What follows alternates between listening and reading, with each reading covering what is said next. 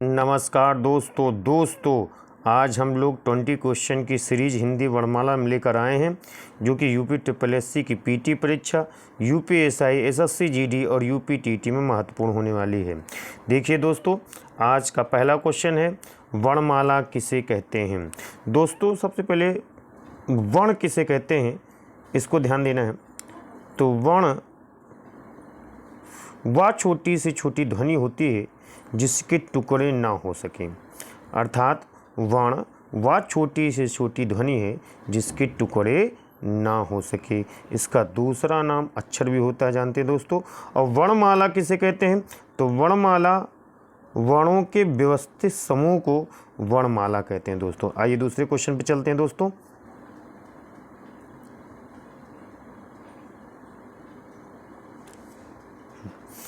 उच्चारण के आधार पर वर्णों की संख्या कितनी है। तो उच्चारण के आधार पर वर्णों की संख्या, तो उच्चारण के आधार पर 45 वर्ण हैं दोस्तों, ध्यान दीजिएगा, जिसमें 35 व्यंजन है दोस्तों और 10 स्वर हैं। 10 क्या हैं, स्वर हैं, री को छोड़कर। इसमें री को नहीं लिया जाता, वैसे 11 स्वर होते हैं लेकिन री को छोड़कर कुल टोटल हो जाएंगे उच्चारण के आधार पर 45। और लेखन के आधार पर अगर पूछे तो लेखन के आधार पर आपका 52 ही होगा।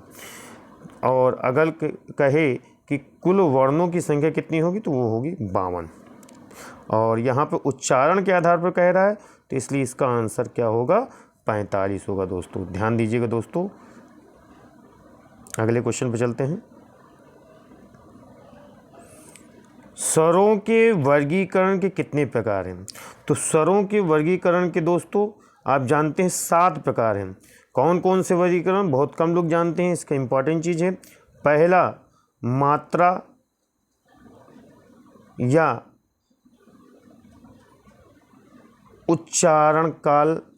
उच्चारण या काल के आधार पर। दूसरा, जीभ के प्रयोग के आधार पर, पश्च भाग, अग्रभाग, मध्य भाग, जानते हैं दोस्तों। तीसरा, मुख द्वार खुलने के आधार पर या विवार के आधार पर। चौथा, हवा में नाक के मुंह के निकलने के आधार पर। पांचवा, घोषत्व के आधार पर। छठा, पाणत्य के आधार पर। और सातवां जो है ऊँटों के आधार पर। तो इस प्रकार स्वरों के वर्गीकरण कितने हैं दोस्तों, 7 हैं। ध्यान दीजिएगा दोस्तों। अगले क्वेश्चन पर चलते हैं। ओ और औ किस प्रकार की ध्वनियां हैं। तो दोस्तों ध्यान दीजिएगा, ओ और ओ कंठोस ध्वनियां हैं, जानते हैं दोस्तों आप लोग। किस प्रकार की ध्वनियां हैं, कंठोस ध्वनियां हैं। तो इसका आंसर सी होगा दोस्तों, ध्यान दीजिएगा। अगला क्वेश्चन पर चलते हैं।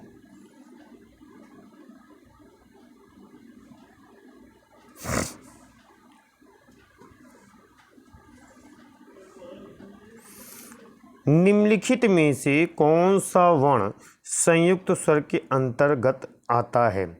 तो दोस्तों संयुक्त स्वर के अंतर्गत 4 वर्ण आते हैं दोस्तों। देखिए, ए, ऐ, ओ, औ, 4 वर्ण आते हैं दोस्तों। संयुक्त स्वर क्यों होता है, इसलिए ये ए जो है छोटा प्लस छोटी ई से मिलकर बना है। ऐ छोटा प्लस ऐ से मिलकर बना है।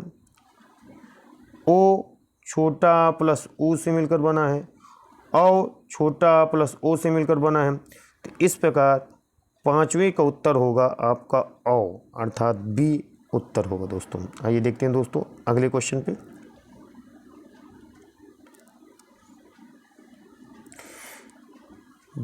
हिंदी में दीर्घ स्वरों की संख्या कितनी होती है।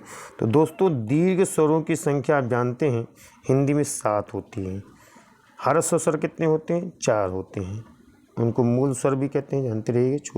छोटा, छोटी, छोटा ऊ और ऋषि जो होते हैं इनको ह्रस्व स्वर भी कहते हैं और मूल स्वर भी कहते हैं। तो दोस्तों दीर्घ स्वरों की संख्या 7 होती है।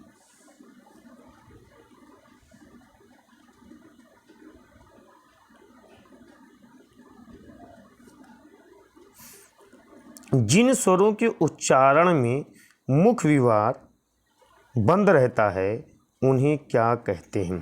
तो जिन स्वरों के उच्चारण में मुख द्वार बंद रहता है उन्हें हम लोग दोस्तों संवृत वर्ण कहते हैं, संवृत वर्ण कहते हैं। और इसके अंतर्गत आता है छोटी ई, बड़ी ई, छोटा ऊ, बड़ा ऊ, ये 4 वर्ण आते हैं दोस्तों। तो संवृत वर्ण आंसर होगा आपका। 8वें क्वेश्चन पे आ जाए दोस्तों। निम्नलिखित में से कौन सा वर्ण विवृत स्वर होता है? पहले दोस्तों समझिए विवृत स्वर होता क्या है। तो विवृत स्वर होता है उच्चारण में जब मुख द्वार खुला रहता है। मुख द्वार क्या हो जाता है? खुला रहता है। जब उच्चारण करते समय मुख द्वार खुला रहता है तो उन स्वरों को विवृत स्वर कहते हैं। और इसके अंतर्गत डी वाला ऑप्शन छुपा हुआ है दोस्तों, इसके अंतर्गत बड़ा आ आएगा दोस्तों, ध्यान दीजिएगा।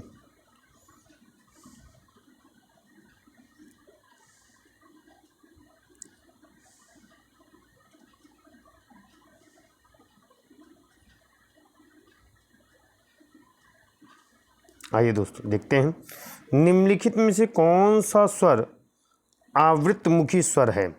तो निम्नलिखित में से कौन सा स्वर आवृतमुखी स्वर है? तो दोस्तों ओंठ के खुलने के आधार पर अर्थात वृत्ताकार या गोलाकार, जब हम ओंठ के उच्चारण जब देते हैं तो वृत्ताकार या ओंठ गोलाकार घूमता है तो उसे वृत्त स्वर कहते हैं। और जब ये वृत्ताकार नहीं होता है तो उसे आवृत्त स्वर वर्ण कहते हैं। तो दोस्तों इसका उत्तर छोटा आ होगा, अर्थात आवृत्तमुखी स्वर होंगे आपके छोटा। ध्यान दीजिएगा दोस्तों।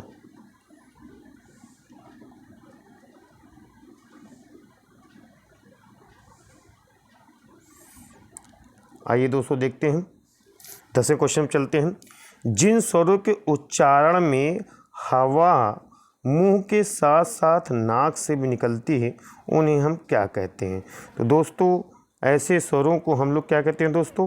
तो ऐसे स्वरों को हम लोग अनुनासिक कहते हैं। ध्यान दीजिएगा दोस्तों। तो 10वें का उत्तर आपका ए होगा दोस्तों। आइए आगे चलते हैं दोस्तों।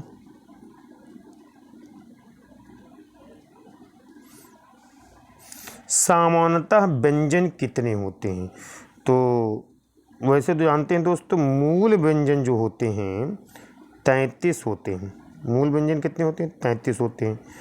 2 व्यंजन होते हैं उन्हें हम द्विगुण व्यंजन कहते हैं, डा और ढा। डा ढा होते हैं उन्हें हम द्विगुण व्यंजन भी कहते हैं और उच्छिप व्यंजन भी कहते हैं। ध्यान दीजिएगा दोस्तों। कुल अगर देखा जाए तो व्यंजनों की संख्या तो 35 होती है लेकिन मूल 33 होते हैं। अगर प्रश्न में आपसे मूल पूछे तो आपका उत्तर 33 होगा और अगर व्यंजनों की कुल संख्या पूछे तो आपका 35 यहाँ पर उत्तर होगा। 33 और 2 35 दोस्तों। ध्यान दीजिएगा दोस्तों। चलते हैं क्वेश्चन 12 नंबर पर दोस्तों।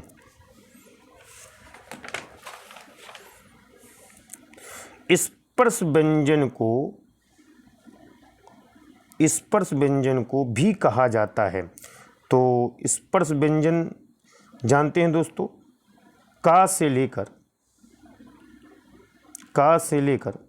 माँ तक, का से लेकर माँ तक के वर्ण स्पर्श व्यंजन के आधार स्पर्श व्यंजन कहलाते हैं। और इनको आप जानते हैं दोस्तों वर्गीय व्यंजन भी कहा जाता है। तो आपका 12 का आंसर होगा बी दोस्तों। ध्यान दीजिएगा दोस्तों।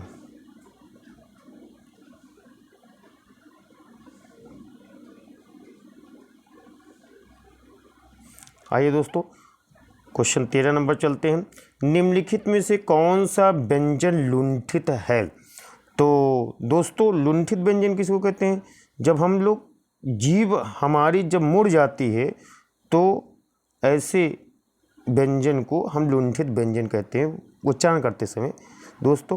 तो आप जानते हैं सी जो है, सी में रा जो है हमारा लोग का लुंठित व्यंजन। ये महत्वपूर्ण क्वेश्चन है दोस्तों, बहुत बार आया है परीक्षाओं में। अगले क्वेश्चन पे चलते हैं दोस्तों।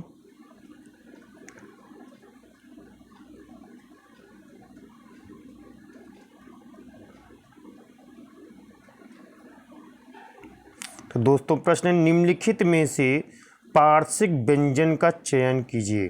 तो दोस्तों ध्यान दीजिए, पार्श्विक व्यंजन आप जानते हैं दोस्तों, पार्श्विक व्यंजन बोलने में हवा जब जीभ के बगल से निकलती है तो ऐसे उच्चारण करते समय व्यंजन को हम लोग पार्श्विक व्यंजन कहते हैं। और ला पार्श्विक व्यंजन है, तो 14 का जो आंसर होगा वो डी होगा दोस्तों। ध्यान दीजिएगा दोस्तों।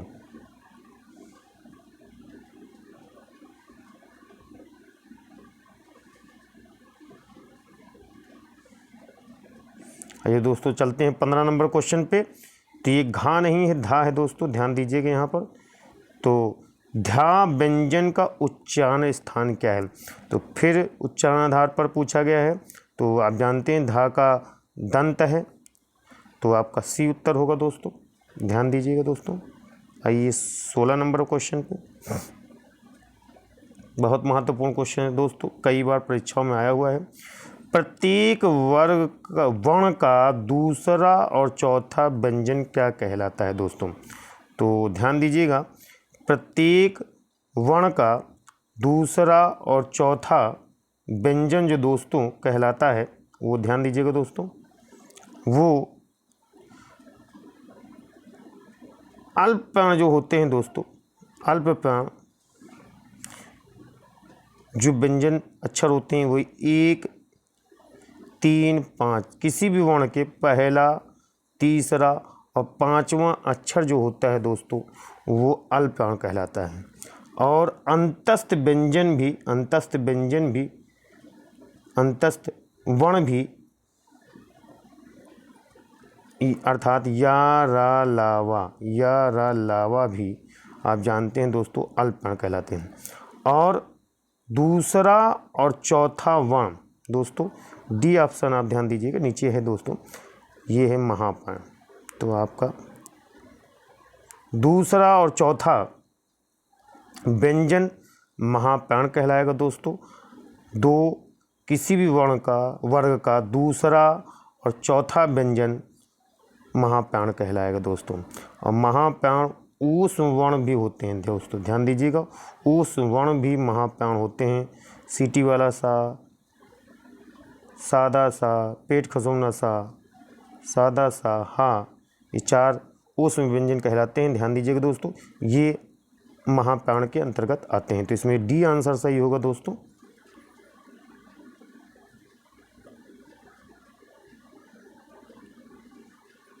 आइए दोस्तों अगले क्वेश्चन पे चलते हैं, 17 नंबर क्वेश्चन पे चलते हैं। निम्नलिखित में से कौन सा व्यंजन अघोष है? दोस्तों ध्यान दीजिएगा, तो अघोष व्यंजन जो होता है दोस्तों वो किसी भी वर्ण का पहला और दूसरा अक्षर तथा सीटी वाला सा, पेट खसोना सा और सादा सा, इसमें हाँ नहीं होगा दोस्तों, ध्यान दीजिएगा। ये सब जो व्यंजन हैं वो अघोष होते हैं दोस्तों। और यहाँ पर किसी भी वर्ण का पहला तो ता आपका उत्तर होगा दोस्तों। तो दोस्तों देखिए, बहुत महत्वपूर्ण क्वेश्चन थे और आपकी परीक्षा में पूछे जाने वाले क्वेश्चन थे। धन्यवाद दोस्तों, आगे की सीरीज देखते रहिएगा दोस्तों।